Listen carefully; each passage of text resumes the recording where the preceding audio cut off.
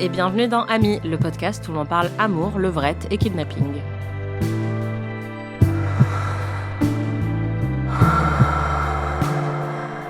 Salut, moi c'est Marie et comme Anna, je sais cuire un steak. Bravo. Et moi c'est Anaïs et j'aimerais bien avoir une pince à téton mais pour mon âme. Quoi? Pour réveiller un petit peu tout ça, tu vois. Pour mettre un peu de piment dans mon existence spirituelle. Wow, ça va pas très fort.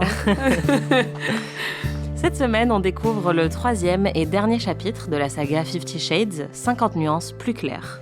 Avant, elles étaient plus sombres. Maintenant, elles sont plus claires. Ne nous demandez pas pourquoi. On ne sait pas. En anglais, quand même, c'est freed, donc c'est libéré, quoi. Ouais, c'est ça. Je sais pas si elle est bien. Bon, moi, je préfère largement ce film au précédent, mais vous allez l'entendre, Marie n'était pas du même avis. Oh là là, c'est ridicule. Oh, so boring, quoi. C'est vrai, ça fait au moins 15 minutes qu'ils ont paniqué. Mais quand il nique, on s'en tape, c'est hyper boring. Ben, je sais, mais au moins c'est le principe du film, quoi. Là, je m'en tape aussi et il nique pas. Ah, mais là, il y a de la richesse, tu vois. Quelle Les sacs en cuir. Ah oui, d'accord, cette richesse-là. Ouais. Pas de la richesse narrative. Ah non, ça... Finissons-en. Quel film de merde, quand même. Bon, je te rejoins un petit peu. Mais la différence, c'est que moi, je dis ça avec beaucoup d'admiration. Non, mais en vrai, je le trouve pas moins bien que le 2. Ouais. Ils sont juste nuls tous les deux. Mais au moins, le 2, il y avait plus de cul quand même. C'est vrai, mais j'avoue que ouais, pour moi, les scènes de sexe sont tellement inintéressantes que là, au moins, il y a des jolies maisons à la montagne. Il y avait plus de belles robes dans le numéro 2. C'est vrai, c'est vrai.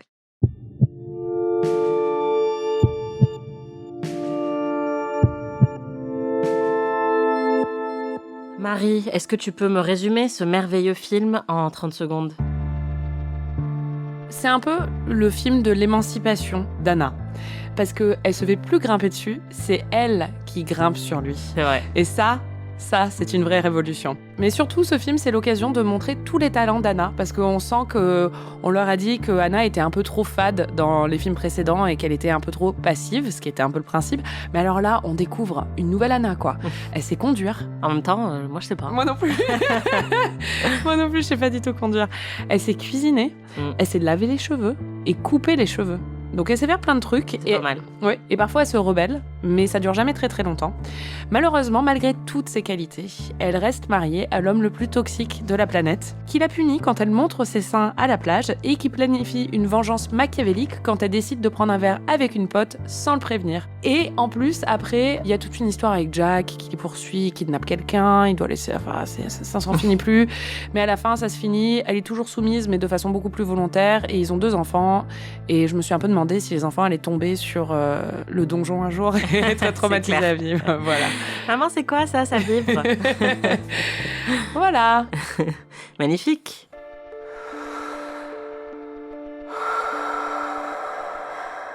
Dès le début du film, tu étais un petit peu confusionnée parce que c'est vrai qu'on commence avec un montage d'environ 40 minutes. Oui, c'est le temps ressenti, mais c'est vraiment ça, quoi. Exactement comme le film Twilight du mariage, ça commence sur le mariage et ensuite on les voit se balader d'endroit riche en endroit riche. Ouais, mais dans le film Twilight, quand même, t'avais plus de mariage. C'est vrai. Et t'avais un peu le doute autour du mariage, t'avais la fête après le mariage. Là, c'est vraiment le générique a même pas commencé, qui sont déjà au vœu du mariage. Ils sont déjà en train de dire je te promets, machin et tout ça. Christian, je fais la promesse d'être ta partenaire fidèle pour le meilleur et pour le pire.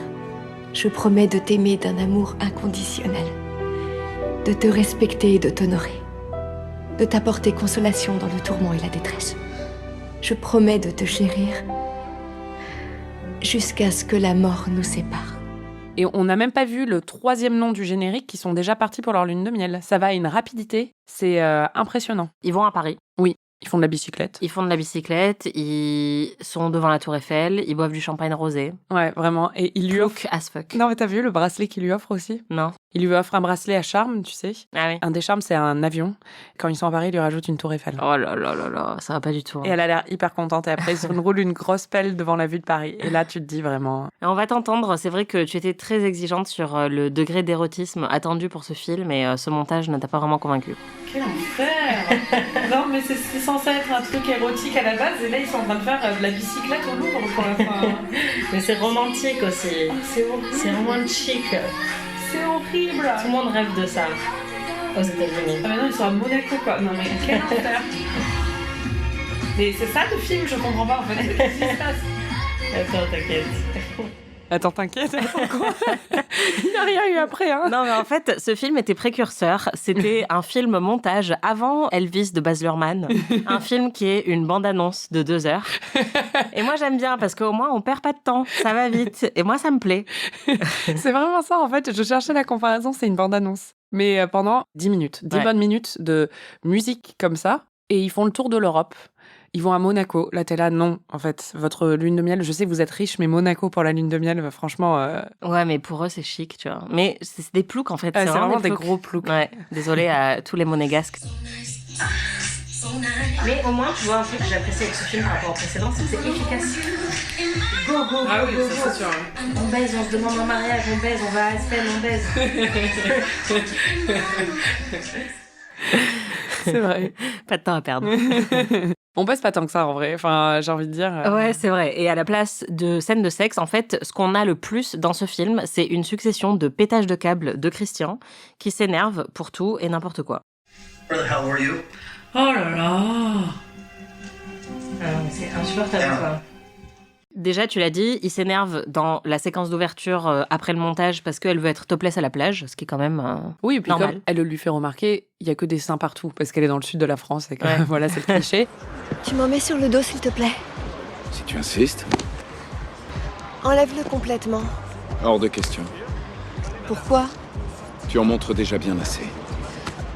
Mais oui, il refuse et il lui dit « On rentre tout de suite sur le bateau ». Et il la prend sur le jet ski et après, elle se fait punir, mais de façon totalement volontaire.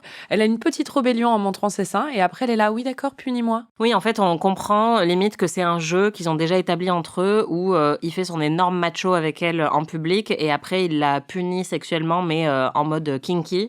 Vous vous obstinez à me désobéir, Madame Gray. Comment est-ce que je dois réagir? Faudra vous y faire. Ce n'est pas mon genre. On n'a pas l'impression que ça l'excite quand elle est à la plage de se faire expliquer qu'elle devrait pas être topless, quoi. Non, et puis surtout, en fait, du coup, ça transforme un discours hyper rétrograde et sexiste en un jeu de préliminaires sexuels, Exactement. ce qui n'est pas du tout le cas, en fait. C'est juste un discours rétrograde et sexiste. Exactement.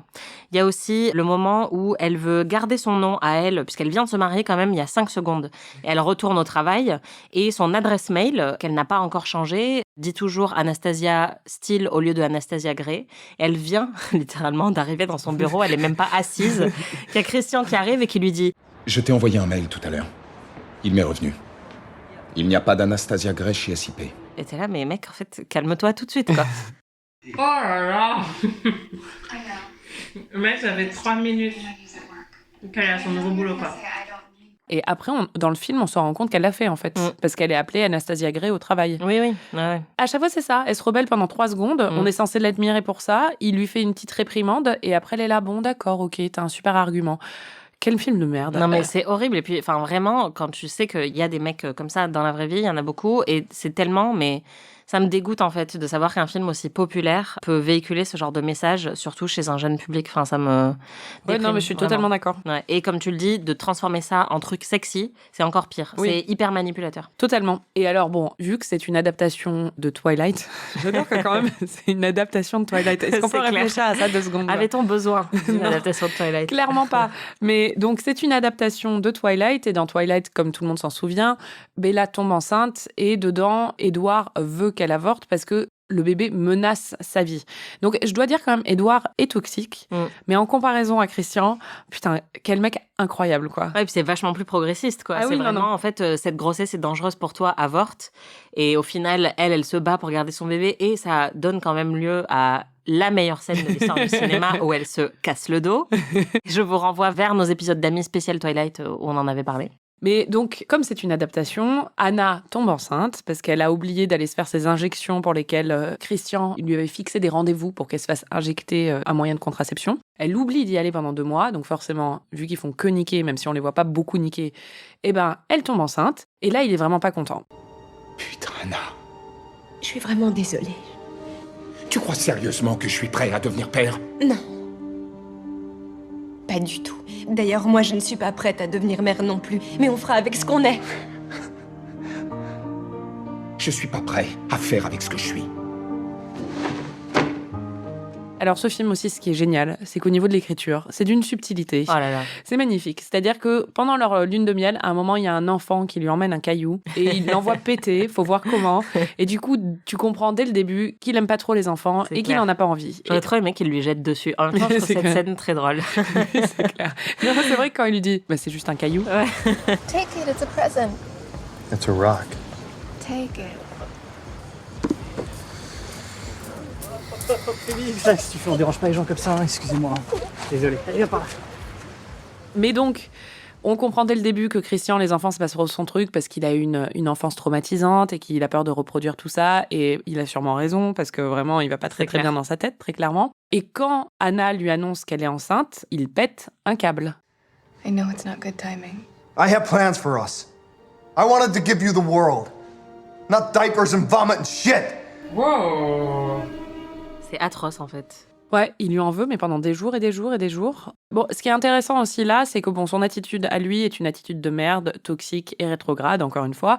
Son attitude à elle est aussi intéressante parce qu'à aucun moment, elle ne se pose la question d'avorter, alors qu'on n'a jamais établi un désir d'enfant chez elle. Alors après, il est peut-être existant, ça n'a jamais été établi dans les films. Et au contraire, elle a un discours à un moment qui est un discours assez conservateur par rapport à ça, où elle dit Mais figure-toi que quand on fait l'amour, on risque d'avoir un enfant et on fait beaucoup l'amour, toi et moi. Alors soit on assume ça tous les deux, soit je l'assumerai toute seule. sauf que non, pas toujours. En fait, parfois, C'est clair. tu tombes enceinte et parfois, il y a d'autres solutions. Et quand tu vois ça, surtout après ce qui s'est passé aux États-Unis récemment avec la révocation de Roe versus Wade, ça dégoûte un peu quand même. Oui, après, bon voilà, c'est vrai que je comprends qu'ils sont méga in love et c'est une série de films plutôt tradis. C'est ça l'ironie de ce film, c'est que d'un côté, ça l'est, mais en même temps...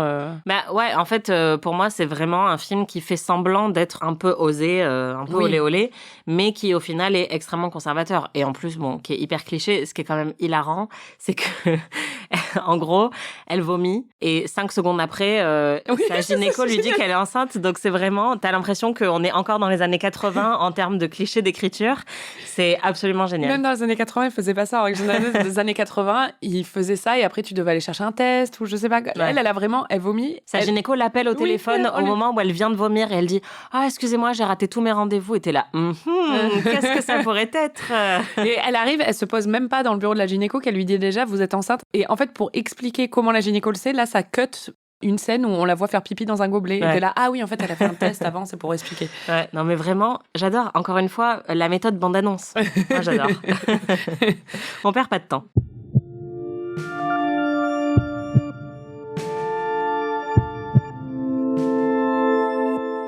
Mais le pire coup de colère de Christian, et le plus absurde, tu vas nous en parler en détail Marie, c'est comme tu l'as dit, à un moment où Anastasia part boire des coups avec sa meilleure amie pendant que Christian est en déplacement professionnel. Déjà, elle lui dit « Tu veux pas qu'on vienne plutôt chez moi parce que, en gros, Christian ne veut pas qu'elle sorte. » Merci mec. Finalement, elle dit « Ok, juste pour un verre, j'y vais. » Elle prend un verre et quand elle rentre, elle se fait semi-agresser. Enfin, elle se fait agresser. Elle se fait agresser par Jack, mais elle se fait agresser chez elle. Donc, Oui. c'est pas comme si elle a pris un risque en sortant, c'est en rentrant Ouais. chez elle qu'elle a pris un risque. Et naturellement, Christian boude parce que Anastasia a été agressée. Et il lui en veut. Évidemment, c'est normal. Non, mais ce qu'il faut dire, c'est qu'il boude tellement qu'elle vient le voir dans la douche. Il se comporte comme un gros connard, mais en fait, disons que la scène de la douche est très... Bah, en fait, on n'a jamais été aussi près du pénis de Christian. C'est ça. On voit la main de Anastasia qui descend en gros plan sur ses poils pubiens. Et on était là, oh, oh, oh. Et en fait, non. On était hyper déçus.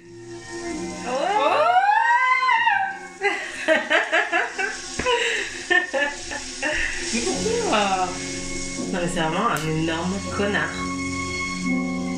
Ok qu'il la stalk, qu'il la harcèle, mais lui refuser du sexe comme ça. On dirait qu'on est dans Space Mountain.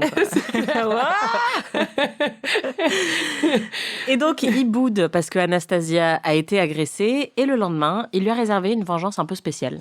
Oui, parce que comme tout le monde le sait, la vengeance est un plat qui se mange froid. Et donc il a attendu 2 jours pour se venger. Anatomie d'une scène, anatomie d'une scène, anatomie d'une scène. Au Panthéon des Grandes Vengeances, il y a John Wick, qui va flinguer environ 18 000 personnes parce qu'on a tué son chien, et il a bien raison.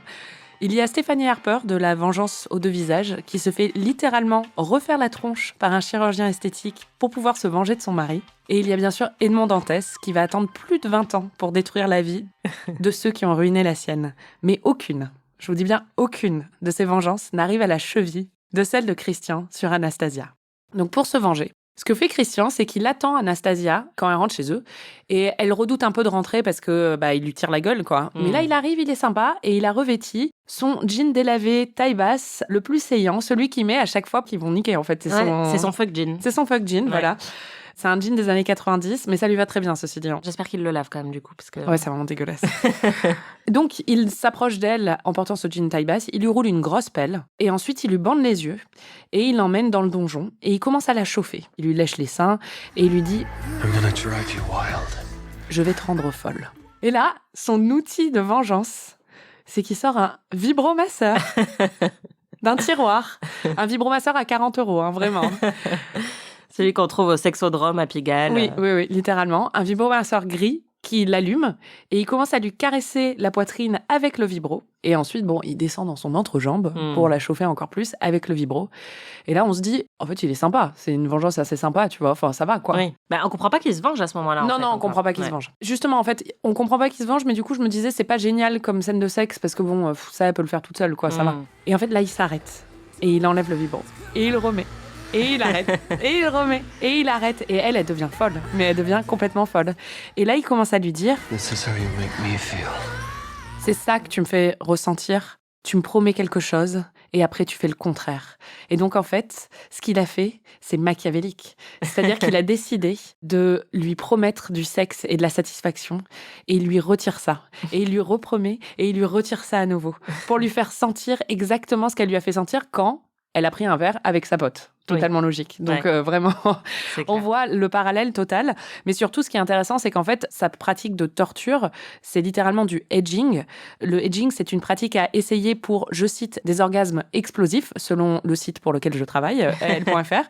Donc, il transforme le edging, qui est une pratique très populaire, c'est-à-dire de s'arrêter avant l'orgasme pour faire monter un orgasme beaucoup plus puissant, en instrument de vengeance. Moi, franchement, j'aurais été elle, j'aurais pas compris que c'était de la vengeance. Je me dirais, il est en train de me chauffer, quoi. Moi, ce que je trouve bizarre, c'est que la scène est filmée exactement comme toutes les scènes de sexe de la trilogie. C'est le même langage visuel, en fait. Donc, on est censé être excité, comme on est censé être excité par les autres scènes. Il y a la même musique un peu sulfureuse. Sauf qu'en fait, Anna est traumatisée puisqu'elle commence à utiliser son safe word, qui est red. Red. Et donc, on comprend qu'elle est hyper traumatisée. Et donc, le film ne fait pas la distinction, visuellement et dans son écriture, entre une scène non consentante qui est violente pour elle psychiquement et une scène de sexe. Oui, mais en fait... Pour eux, c'est la même chose. Mais, non, parce que je pense qu'ils veulent le présenter comme une scène de sexe pour nous duper, nous aussi, parce qu'on doit être dans ce jeu où on doit croire que Christian lui a pardonné. En fait, on est un peu Anna à ce moment-là. C'est-à-dire qu'on est aussi chauffé par le film. Enfin, pas vraiment, hein, honnêtement. Mais c'est ça. Mais on est censé aussi être frustré. Mais en fait... Mais il n'y a pas de basculement, tu vois. Il n'y a pas le moment où on se dit « Oh là là, ça dérape ». Mais pas du tout. Parce que du coup, en plus, ce qui est étrange dans cette scène, c'est qu'après, elle dit « red, red, red ». Donc, elle dit le mot clé pour arrêter, son mot sécurité, quoi. Le mot préféré de Taylor Swift.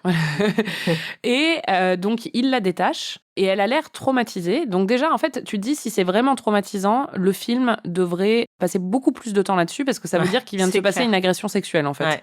Mais c'est très étrange parce que la façon dont c'est tourné, en fait, c'est comme si c'était une façon de régler un conflit entre eux et juste un moment qui est à la fois censé être érotique et en même temps troublant et violent pour elle. C'est très, très étrange comme scène. Et en même temps, c'est très drôle. Faut et dire tout ça juste en la tapotant oui, voilà. avec un vibro, quoi. C'est ça. Et t'es là, en fait, c'est ni excitant, ni traumatisant. Moi, en fait, ça me fait penser à John Hamm dans Bridesmaids. Il lui masse un peu le sein et lui dit « Est-ce que les autres hommes savent faire ça ?» Elle est là, oui. Non, mais c'est un c'est ça. peu la même chose. En fait, quand il dit « Je vais te rendre folle comme personne t'a jamais rendu folle » ou un truc comme ça, et qu'il lui sort le vibro, c'est vraiment l'un des moments les plus marrants de l'histoire du cinéma parce que t'es vraiment là, c'est ça. Ah ouais, non, mais Enfin, la littéralement, ploquitude. tout le monde peut faire ça. C'est clair. Non, mais ça ne requiert absolument aucun talent. Ouais. C'est-à-dire qu'il suffit d'appuyer littéralement sur un bouton, en fait. Mais ça prouve ce qu'on se disait en regardant ce film-là, qui est que, au final, Christian n'a aucun talent sexuel. Non. Le mec a tellement besoin de joujou tout le temps. En fait, il sait rien faire, lui, à part le missionnaire. Oui, mais là, en fait, ce qui est intéressant, c'est qu'ils utilisent ça comme, un outil donc de vengeance. C'est même ce qu'elle lui dit, c'est pas de l'amour, c'est de la vengeance. Ouais. Mais après, c'est vraiment nul. Et après, ce que j'adore, c'est la phrase qu'il dit. Il dit I denied you, so you would understand what it feels like for me when you break your promises. je t'ai refusé l'orgasme pour que tu comprennes ce que ça fait quand tu romps tes promesses. Mais quoi ? C'est horrible. C'est quoi cette logique ? C'est clair. Non, mais puis à quel moment elle a rompu ses promesses ? La meuf vient de se faire agresser. Il y a son ancien patron qui l'avait agressée sexuellement, qui lui met un couteau sous la gorge alors qu'elle rentre chez elle et qu'elle est dans le noir. Donc, la meuf a besoin de thérapie, ça va pas bien. Et d'être réconfortée par son mec. Voilà. Quoi. Et son mec, à la place de ça, il lui fait la gueule, déjà. Donc, la pauvre, il la prend même pas dans ses bras ni rien. Il lui dit pas est-ce que ça va, ma pauvre. Et à la place de ça, il lui met un vibro sur les seins et il lui dit t'es vraiment qu'une grosse connasse, tu m'as refusé ce que je voulais. Mais ça va pas la tête. Non, c'est clair. Mais en fait, ce qui est étrange avec cette scène, c'est oui, totalement, tu as raison. Mais en fait, c'est que quand tu la vois, jusqu'à sa réaction red, tu comprends même pas que c'est une scène de vengeance. Ouais. Mais c'est un gros problème, quoi. Ben oui. Ouais. Mais parce qu'en plus, c'est pas une vengeance, en fait. Non, c'est ça. Non, mais littéralement. C'est pas une vengeance de mettre un peu de vibro, enlever, mettre un peu de vibro, enlever, quoi. Bah ouais, surtout Au qu'on contraire, est quand c'est même genre... dans un univers cinématographique dans lequel un mec qui aime pratiquer le BDSM, ça a mis fin à leur relation parce qu'il lui avait donné un coup de ceinture en trop. Bah oui. Donc juste lui mettre un vibro à On l'a 3 vu caresser une femme comme un chien dans l'épisode précédent. C'est clair. Non, mais vraiment, il y a rien qui va. J'ai l'impression qu'en fait, ils ont essayé de faire un truc qui soit à la fois érotique pour le public, et j'imagine que ça l'est pour certaines femmes, ou même des hommes, je sais pas, et qui en même temps fonctionne comme un moment pour dans leur relation de vengeance, ou je ne sais pas. Mais c'est très étrange et ça ne fonctionne pas du tout. Et pour moi, c'est le plus gros problème, c'est qu'en fait, il y a une histoire très très longue de la représentation du viol au cinéma comme quelque chose de jouissif, où une femme dit non, puis finalement prend du plaisir à ce qu'on est en train de lui faire. Et du coup, là, nous montrer quelque chose qui est censé être érotique, mais qui en fait est traumatisant, et mélanger les deux avec aucun tact, visuellement ou dans l'écriture, c'est renforcer un petit peu ce cliché. Il n'y a pas d'après, en fait. Mais ça, c'est le truc de ce film. C'est-à-dire qu'à chaque fois qu'ils ont un conflit, ils ont le conflit, et après, ils le règlent. Et on passe à autre chose. Et là, ils ont le conflit, et 2 minutes après, ça va. En fait, il y a un après. L'après, c'est qu'ils vont à Aspen, à la montagne, faire des randonnées, et qu'ils se sont réconciliés, et que c'est super. Mais c'est tout le temps ça, l'après, c'est-à-dire qu'il s'engueule ou Christian fait un truc horrible, et elle lui dit t'exagères un peu, et après elle lui fait un bisou, et on passe à l'autre scène où ils sont dans un endroit méga tuné, et c'est tout. C'est littéralement la description d'une relation toxique et sous emprise. Exactement, c'est ça.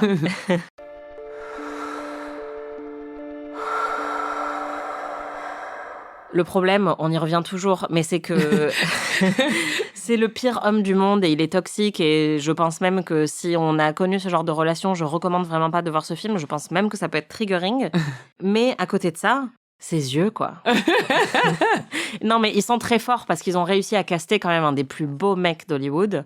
Et ça fait que nous-mêmes, on est à la fois dégoûtés par son attitude dans le film, et 5 secondes après, on oublie ça parce qu'on est charmé par Jamie Dornan. Ses yeux.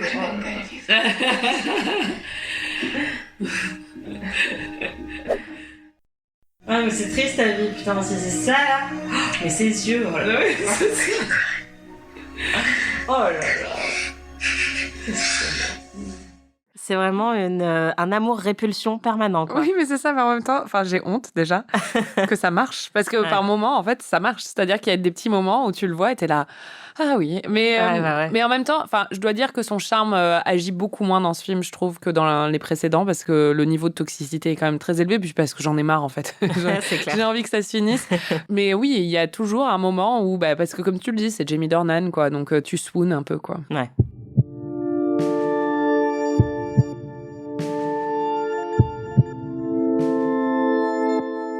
On en a parlé, ils vont à la montagne. Et moi, honnêtement, c'est un de mes moments préférés. Je t'avais un peu survendu le film. Oui, ce qui explique aussi ta déception.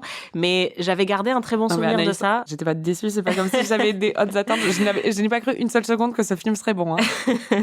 Non, mais j'ai pas l'impression que t'as apprécié autant que moi. C'est quelques petits moments. Moi, en fait, le chalet porn, j'adore ça. Et je pense qu'ils auraient pu en faire plus, mais j'avoue que j'aime énormément les décors quand ils vont dans leur maison à Aspen. Il y a cette scène incroyable où ils viennent d'arriver parce que Christian l'invite avec ses amis dans leur chalet à la montagne et il se met au piano et il se met à jouer Maybe I'm Amazed et c'est hyper gênant. C'est tellement gênant. Déjà, moi, ce qu'il faut savoir, c'est que je suis gênée quand les gens jouent au piano dans les gares. Ah, moi, ça me fait pleurer. Moi, je suis vraiment gênée, en fait. J'ai envie qu'ils arrêtent. Mais non, après, je trouve ça très joli souvent et tout ça, mais vraiment, quand on se donne un spectacle devant des gens, ça me gêne. J'ai un problème avec ça, très clairement. Mais alors lui, il se met à chanter en jouant du piano devant des proches. Surtout, le truc, c'est que ça correspond pas du tout à son personnage et c'est ça qui est censé être marrant dans la scène. Mais il est tellement coincé tout le temps, il sourit jamais. Et là, ce qui est encore plus bizarre, c'est que sa sœur et son frère le regardent et ils disent « On l'a jamais entendu chanter. On savait pas qu'il pouvait faire ça. » Et donc, c'est vraiment bizarre. C'est genre, t'imagines, à 35 ans, on part en vacances et je me mets au piano et je mets « Maybe I'm amazed. » Enfin, tu te dirais, c'est hyper chelou, quoi. Oui, cette scène est ridicule. Que dire de plus? Vraiment très, très gênante, mais très drôle. Ceci dit, c'est une bonne scène.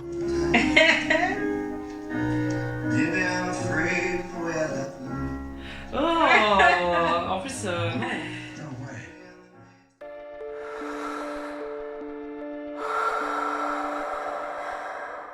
Et ça nous mène à la pire demande.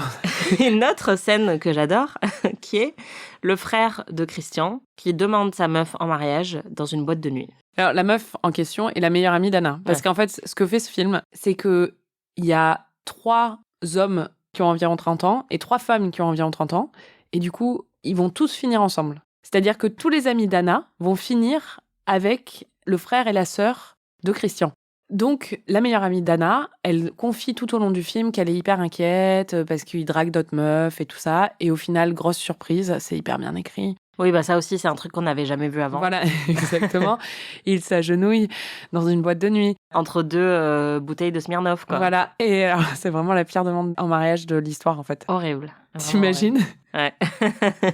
Moi, je dis non direct. Mais bon, en même temps, déjà, une demande en mariage public, ça va pas du tout. Non, mais déjà, oui, si tu me demandes en mariage en public, c'est que tu ne me connais pas. Et donc, il ne faut pas qu'on soit ensemble. Mais alors là, sur des fauteuils en sky avec un sol lumineux et David Guetta en fond, c'est vraiment, vraiment pas possible. Bah oui, c'est un peu... imagine ce qu'ils vont dire à leurs enfants après, quoi.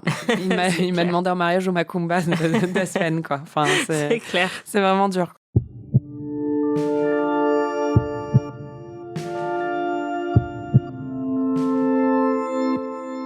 C'est aussi à Aspen qu'on a droit à peut-être la seule scène un peu kinky de tout ce film, qui est qu'en plein milieu de la nuit, Anna fait une petite pipe à la Ben & Jerry's à Christian. Oui, c'est très bien décrit. Tu m'avais dit que c'était très connu, apparemment. C'est connu dans les livres, c'est ça ? Oui, ça fait partie des trucs, c'est comme le gingembre dans le cul, quoi. Ça fait partie des grands moments de. Attends, on n'a pas vu le gingembre dans le cul. Non, parce que ça n'a jamais été adapté dans les films, mais dans les livres, c'est un grand moment. Il y a un gingembre dans le cul ? Mais oui, mais Marie. Tu n'as jamais lu mes articles sur 50 Shades ? Il met un gingembre dans le cul d'Anastasia. Parce que ça pique. Oui, j'ai compris, merci, quelle horreur. Et il y a aussi un truc de Ben & Jerry's, et donc là, effectivement, mais c'est très soft, c'est-à-dire que... Moi, j'aime pas le gâchis alimentaire. Ouais, et puis ça colle, c'est vraiment ça la fait glace vraiment fondue. Ouais. Et donc là, elle lui met de la glace fondue sur les poils de la tub. Et ensuite, elle se met à lécher ça. Et d'ailleurs, ce qui est marrant, c'est que juste avant, je suis hyper contente parce que dans mon nouvel appart, j'ai un gros congélateur. Et donc, j'avais dit à Marie, viens, j'ai plein de glaces. Fais ton choix. Et donc, littéralement, 5 minutes avant cette scène, on a décidé de manger des glaces. Et donc, le timing était absolument parfait. C'est une bonne idée d'aller chercher une glace maintenant. T'avais un petit peu peur parce que tu connaissais pas la scène. Et à un moment, c'est Christian qui renverse un peu les rôles et qui se met lui aussi à jouer avec de la glace. Et il se rapproche un peu trop près de l'entrejambe d'Anastasia. Et tu as eu très peur. Ah non, pas dans la chatte. Ah non.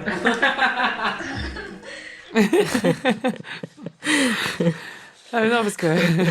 C'est ça le safe word. Pas dans la chatte, pas dans la chatte.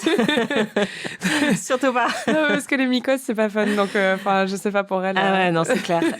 Et juste après, on a quand même le pire moment de toute cette trilogie où Anna commence à jouir un peu trop fort et Christian lui dit « Tu vas réveiller tout le monde » et elle dit « Je m'en fiche ». C'est la pire amie.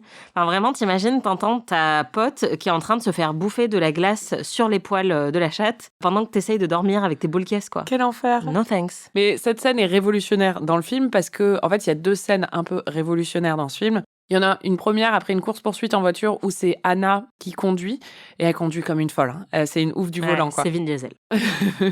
Et en fait, elle se gare et elle est tellement excitée par son exploit qu'elle grimpe sur Christian et qu'elle le chevauche, ce qui n'a jamais été le cas avant. C'est-à-dire que dans toute cette trilogie, il n'y a jamais eu un seul moment où elle était sur lui.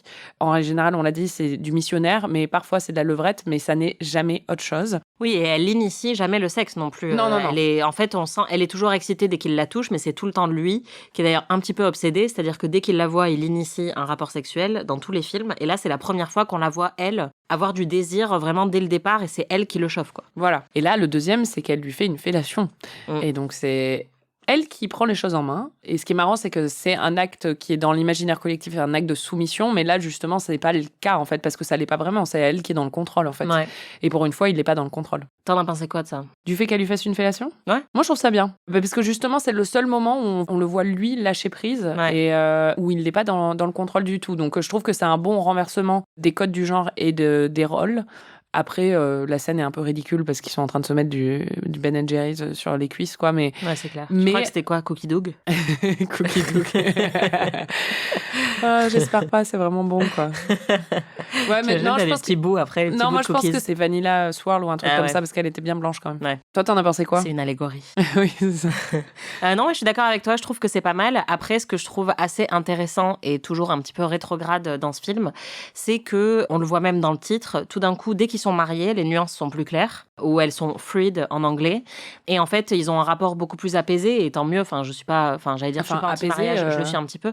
Oui, non, mais en fait, là, tous les conflits dans les 2 films précédents, le conflit vient du fait que Anastasia est mal à l'aise avec la soumission, ou le fait qu'elle aime la soumission, ou le fait qu'il veut la contrôler et que lui-même est torturé. Et là, tout le conflit de ce film vient du fait que son ex-patron la poursuit et il se prend pour un mec qui est dans Mission Impossible. Et il y a quelques disputes entre eux. Non, mais tout le truc vient du fait que lui est mal à l'aise avec sa rébellion à elle, quoi. Oui, mais en même temps, il aime bien ça aussi. Par exemple, quand elle se comporte de manière assez odieuse avec l'agent immobilier.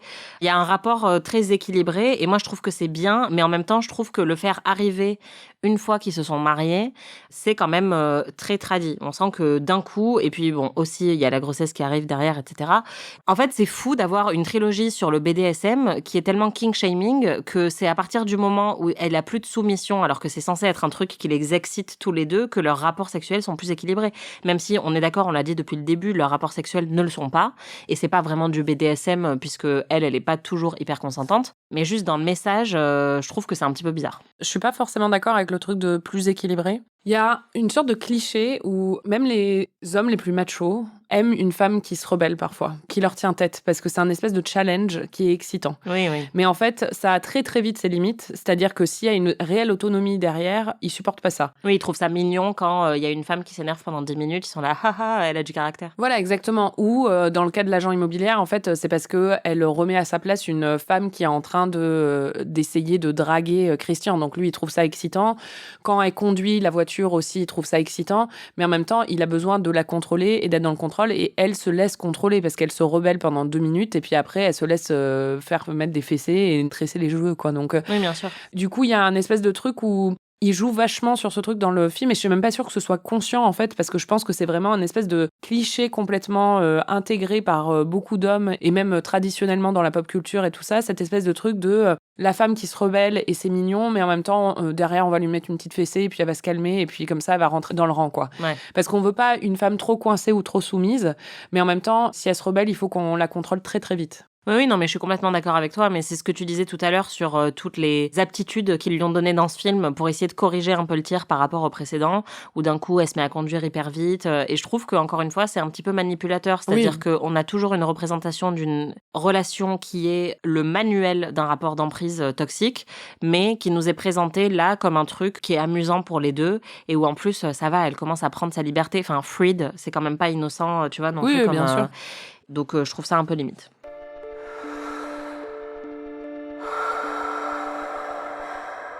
On voulait faire une petite pause dans ce récap, qui est certes passionnant, pour revenir sur l'œuvre originale de E.L. James, donc l'autrice de 50 nuances degrés et de tous les livres qui ont suivi. Parce que Anaïs, tu les as lus, pour la bonne cause. Ouais, pour le travail. Voilà, à l'époque où on travaillait à BuzzFeed, et tu vas faire une petite lecture pour cette petite respiration en milieu d'épisode. Voilà. C'est ça. Alors, je vais vous parler tout particulièrement du livre Darker, qui est la même histoire que 50 nuances plus sombres, mais écrite du point de vue de Christian, donc à la première personne. Et donc, dans ce livre, un truc qui m'avait particulièrement frappé, on en a un petit peu parlé dans le premier épisode, c'est que la queue de Christian prend vie.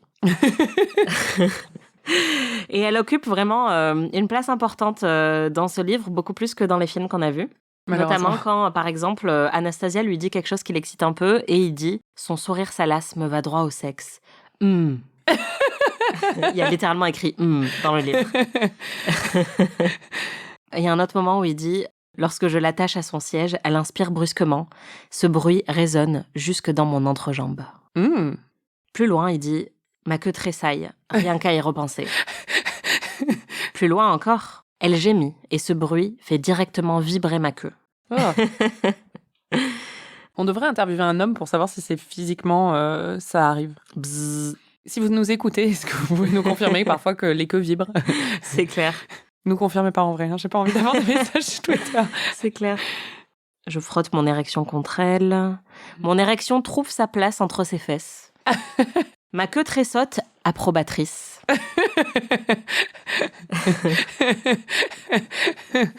Attends, j'ai le meilleur.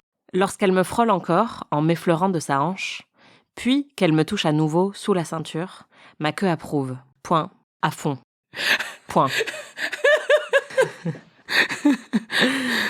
Libérant mon érection impatiente. Son érection, elle a vraiment plus de personnalité que moi, quoi. C'est vraiment...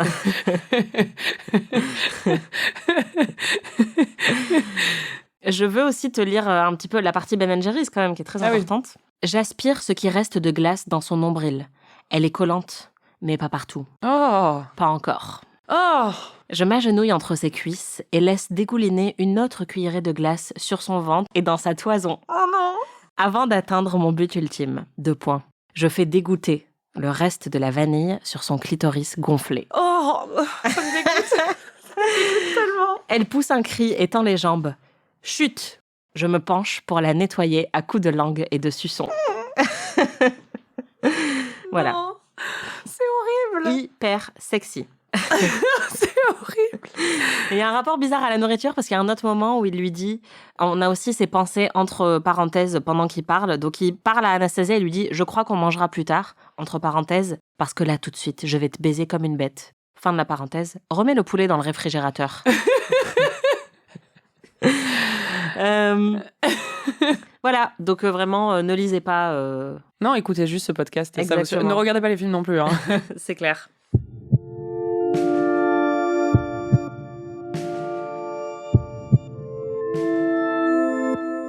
Un autre gros problème, on l'a déjà un petit peu évoqué de ce film, c'est que non seulement il y a très peu de sexe, mais en plus il nous rajoute une intrigue un peu en mode thriller, pas érotique du coup parce qu'il n'y a pas d'érotisme, mais qui essaye d'aller un petit peu dans une surenchère dans les scènes d'action, puisque dès le départ on a Jack, le mec était éditeur quand même avant, et là d'un coup il sait comment s'infiltrer dans une des entreprises les mieux surveillées de la côte ouest, il est devenu hacker. visiblement.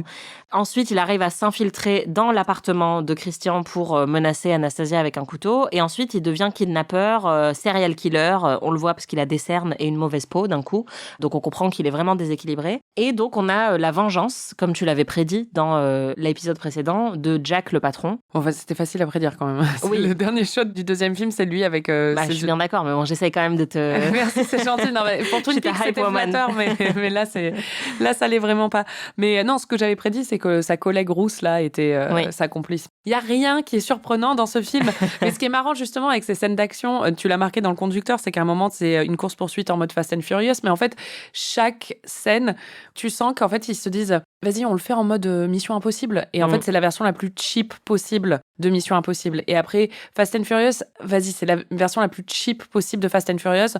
Même si, à mon avis, ces scènes ont été évidemment sponsorisées par Audi. Très clairement, toutes les voitures sont des Audi. Elles sont très belles. Mais du coup, à mon avis, c'est eux qui ont payé pour ces scènes. Et alors là, ils ont une belle pub. C'est comme le voilier la dernière fois. C'est-à-dire qu'il y a une scène de 10 minutes qui ne sert à rien. C'est clair. Où elle est juste en train de faire du vroom vroom sur une autoroute, quoi. Franchement, on voit plus dans ce film les Audi et le jet ski de Christian que le cul de Christian. Exactement. Et c'est ça, triste. C'est pas normal. Non. Et puis ça se finit sur une prise en otage où Jack prend en otage la sœur de Christian, Rita Ora, qui donne tout ce qu'elle a. Il demande à Anastasia une rançon. Et là, moi, ça m'a particulièrement choquée parce que du coup, on voit Anastasia qui est dans ce rapport d'emprise, qui va à la banque et qui veut récupérer de l'argent sur le compte de Christian puisqu'elle n'est pas autonome financièrement pour pouvoir payer la rançon. Et ils préviennent tout de suite Christian et elle est paniquée. Et ensuite, elle demande à emprunter la sortie de secours de la banque parce qu'il y a un mec embauché par Christian qui est en train de la suivre pour la contrôler. Et donc vraiment, pour moi, mais ça évoque tellement le parcours d'une femme qui essaierait de s'échapper en fait et qui essaierait justement de rassembler de l'argent sans que son mari en ait la connaissance pour pouvoir partir discrètement. Sauf que là, c'est dans un thriller et qu'en plus, finalement, Christian, il est hyper OK pour qu'elle prenne les 25 millions qu'il avait sur son compte. Ouais, c'est triggering, je trouve. Je trouve ça vraiment perturbant. Oui. Non, je suis totalement d'accord. Et c'est ridicule, en plus. Ouais, et surtout, tu m'as quand même beaucoup fait rire puisqu'il y a une confrontation où Anastasia finit par se retrouver face au méchant Jack. Et il la gifle et il lui donne un coup de pied dans le ventre, ce qui est pas sympa parce qu'en plus, elle est enceinte. Et ensuite, elle est dans le coma. On va attendre ta réaction. On lui a juste donné 2 baffes et un coup de pied dans le ventre. Quand même. C'est clair. Il est dans le coma depuis 3 jours. Franchement... C'était un très gros coup de pied. Enfin, littéralement, il la frappe plus quand il nique avec elle. C'est clair. La scène, c'est vraiment genre... Et après, elle tombe par terre. Et après, vraiment, ils sont à son chevet pendant genre, je sais pas combien de jours, quoi. Ouais, non, mais il n'y a pas de continuité, en fait, dans ces films. Heureusement, bon, on rassure tout le monde, le bébé va bien. Oui, le bébé survit, oui. Mais je pense que de toute façon, avec un père comme Christian Grey, il part avec le pire, ce sera pas le coup de pied. Tu vois. Et ça se termine donc sur un montage exceptionnel. Et moi, c'est ma partie préférée du film. J'étais survoltée, puisque en gros, c'est comme au début du film, on a ce montage qui dure des minutes et des minutes et des minutes, et il nous remontre en fait toute l'histoire d'amour de Christian et Anna dans le premier film, dans le deuxième film, et dans le troisième film, qui est celui qu'on est en train de regarder. Et donc, il nous montre des scènes qu'on a vues dans ce film, dans un flashback. C'est incroyable. Ah oui, j'avais oublié qu'il y avait un montage à la fin. J'avais tellement ri au cinéma. C'est le film qu'on est en train de voir et nous le montre dans le film. C'est tellement bête. Mais moi, c'est tout ce que j'aime, tu vois. Enfin, en fait, j'aurais aimé que le film soit plus comme ça, que cette trilogie soit plus comme ça. Parce que je voulais te demander... Elle est déjà beaucoup comme ça. Oui, mais en fait, on le sent quand même en parlant. Moi, j'ai beaucoup moins d'enthousiasme pour la trilogie 50 Shades que pour Twilight, attends, en fait. C'est même pas comparable, en fait. Bah, c'est ça. En comparaison, Twilight, c'est un chef-d'œuvre. Bah ouais. Non, mais je suis sérieuse. Déjà, je pense vraiment que le premier film de Twilight est un très bon film. On en a déjà parlé. Je pense vraiment que c'est un très bon film. J'ai lu tous les livres Twilight et tout ça. Et celui où elle se casse le dos, c'est aussi vraiment préféré.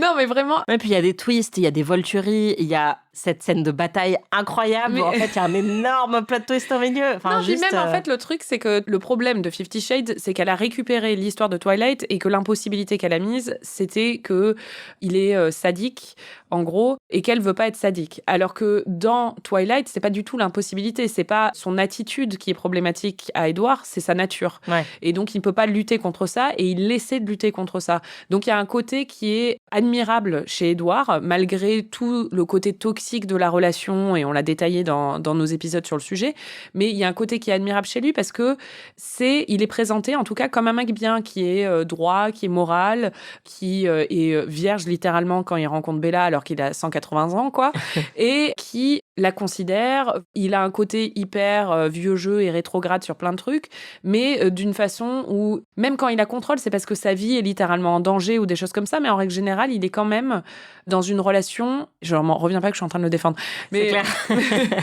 mais par rapport à Christian, dans une relation où tu l'admires beaucoup plus, en fait, et tu peux beaucoup plus adhérer à cette relation et vouloir qu'ils finissent ensemble, parce qu'il y a des côtés, et le côté romantique et gnangnan a un côté satisfaisant parce que ça coche des cases. Il y a un côté teen movie qui fonctionne très très bien. Oui, là, c'est des adultes, ils ne devraient pas se comporter comme ça. Ouais, c'est ça. Et en fait, c'est aussi l'intérêt qu'on nous vend avec 50 Shades. C'est que là, c'est pour les adultes, il y a du sexe, etc. Sauf qu'au final, les scènes de sexe sont tellement gnangnan et pas excitantes qu'on s'ennuie complètement. Mais oui, pour moi, Twilight, il y a aussi beaucoup plus de fun. Et comme tu le disais, la relation entre un vampire et une humaine, déjà c'est un cliché que généralement on adore, qui n'a jamais été résolu par la pop culture. C'est arrivé des milliards de fois avec Buffy, Angel, etc. Lui il vieillit pas, elle vieillit. C'était pareil avec Sookie et Bill dans True Blood. Moi j'adore ce trope-là parce qu'il est jamais vraiment résolu et c'est toujours quelque chose qui torture les personnages et c'est fun à regarder. Alors que là, on comprend jamais vraiment quel est le problème entre Anastasia et Christian selon le film. Parce que nous on le voit très clairement le problème. Oui. Mais dans le film, il y en a pas. Il crée des faux conflits tout le temps, quoi. Et puis, l'aspect surnaturel de Twilight, en fait, permet des rebondissements absurdes qui, ici, ne sont pas... Enfin, ils sont pas crédibles dans Twilight non plus. Mais là, vraiment, en fait, ils vont chercher très, très loin et c'est ridicule. Je ne vais jamais revoir ces films volontairement, hein. Ouais. Là, je les ai vus parce que, littéralement, c'était pour un projet. Mais sinon, je ne les reverrai jamais. Alors que Twilight, je les revois volontiers. Moi aussi. Peut-être le premier 50 Shades, je le reverrai quand même.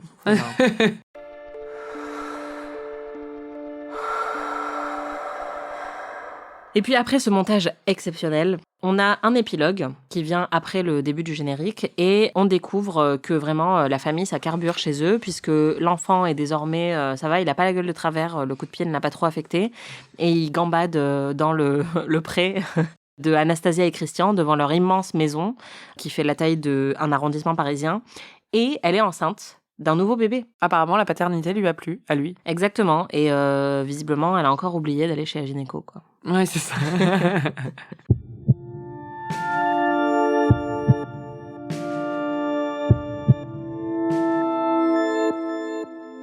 Je me demandais, avant de passer à la fin et au petit jeu, tu préférerais être l'enfant de Christian et Anna est tombée sur le donjon de tes parents ou la fille de Philippe et Elizabeth Jennings est tombée sur tes parents en train de faire un 69 ?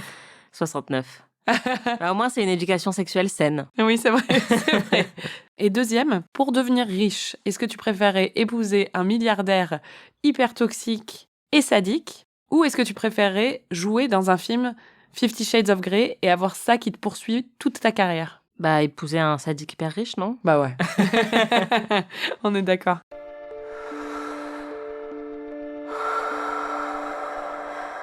Notre histoire avec 50 nuances de Grey, elle a surtout été marquée au début par un quiz que nous avions fait quand nous travaillions toutes les deux pour BuzzFeed. Au début de notre carrière. Au début de notre carrière. Et je dois dire que c'est peut-être la production commune du début de notre carrière, et même la production tout court du début de ma carrière, que je préfère des premières années, parce que c'était vraiment une super idée. Ce quiz, pour resituer, je ne sais pas si vous vous souvenez de la sortie de Merci pour ce moment de Valérie Trierweiler, où elle revenait sur son histoire d'amour avec François Hollande. Je ne sais pas si vous vous souvenez de Valérie Trierweiler. Oui, c'est ça.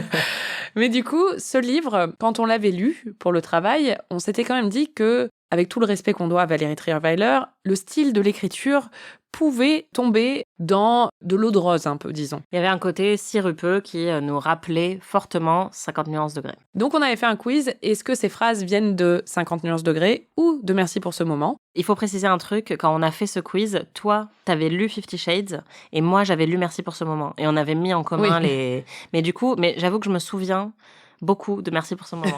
Ça a été une lecture marquante. Je ne sais pas si tu as repris le quiz depuis toutes ces années. Non. Eh bien, on va le faire maintenant. Donc, le principe est simple. Je lis une citation et tu me dis si elle vient de Merci pour ce moment ou de 50 nuances de Grey. Ok.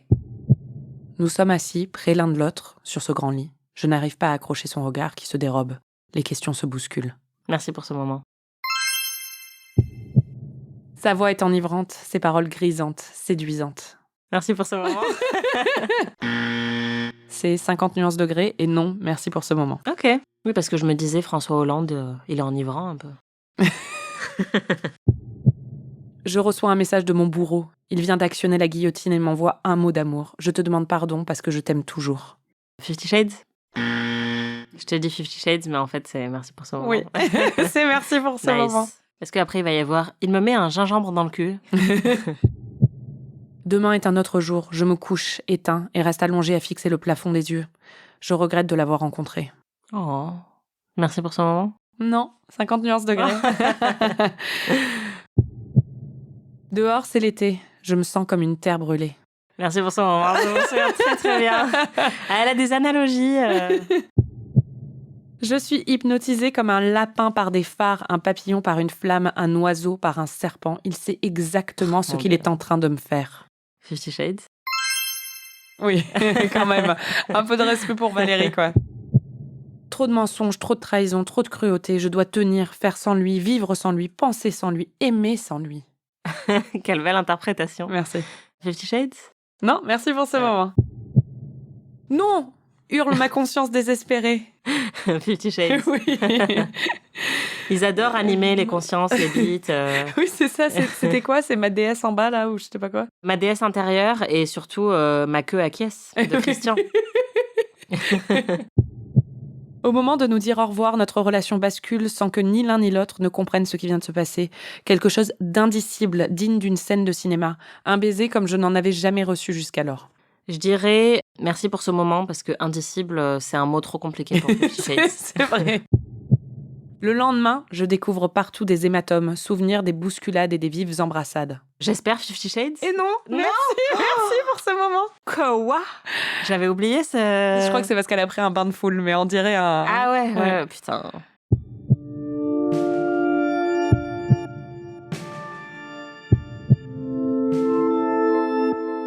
On finit avec le MVP. C'est qui ton MVP, Marie? Mon MVP, c'est le garde du corps, là, Taylor. Il est pas mal, hein, il est mignon. Ah bah moi aussi. Pourquoi? Bah parce qu'il est hot, en fait. Bah ouais. Moi, je voulais qu'il y ait une histoire d'amour entre Anastasia et lui. Quelle est ta réplique préférée? Je sais pas, j'en ai pas. T'en as, toi? Bah oui. La réplique, la meilleure réplique de tout ce film. Ah oui. La meilleure réplique de toute cette trilogie.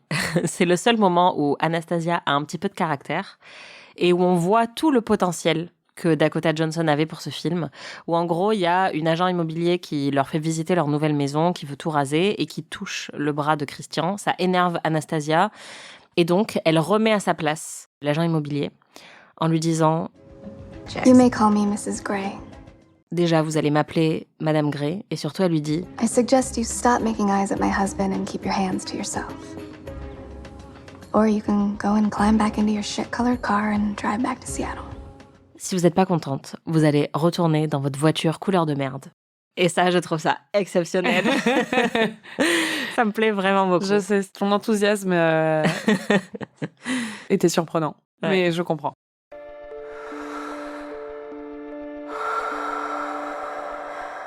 Vous êtes nombreux à nous demander sur quoi va porter la saison 3 et s'il va y avoir une saison 3. Donc oui, à l'automne, Amy va être de retour pour une saison 3. Cette fois-ci, on ne vous parle pas de série, on va vous parler de films. Si vous écoutez Amy, vous le savez sans doute, Marie adore la romance, la tension sexuelle et les films romantiques. Oui. Et moi, j'adore l'horreur. Donc dans la saison 3, je vais faire découvrir à Anaïs certains de mes films romantiques préférés, pour son plus grand bonheur, j'en suis sûre. Et moi, je vais faire découvrir à Marie certains des plus grands films d'horreur de tous les temps, qui font aussi partie de mes films préférés. Et si l'on en croit la réaction de Marie devant la scène où Jack menace par surprise Anastasia dans ce film, je pense qu'on va beaucoup s'amuser. C'est vite habitué à...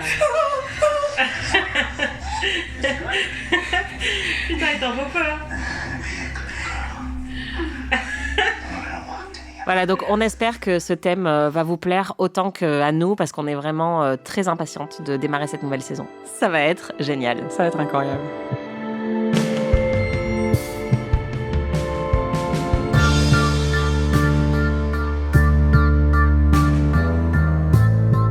Merci de nous avoir écoutés pour ce hors-série. Merci Marie. Bah merci Anaïs. Et bah voilà. Hein. Vous pouvez retrouver tous les épisodes d'Amis sur Slate.fr ou votre plateforme de podcast préférée. Si vous avez regardé 50 Shades en même temps que nous, bravo d'avoir tenu jusqu'ici, parce que je pense que c'était pas facile.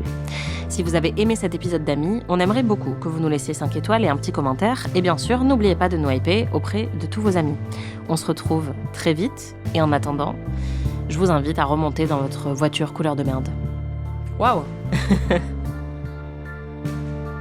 Amis est un podcast d'Anaïs Bordage et Marie Telling, produit et réalisé par Slate.fr sous la direction de Christophe Caron et Benjamin Ours. Production éditoriale, réalisation et montage, Aurélie Rodriguez. Musique, Victor Benamou.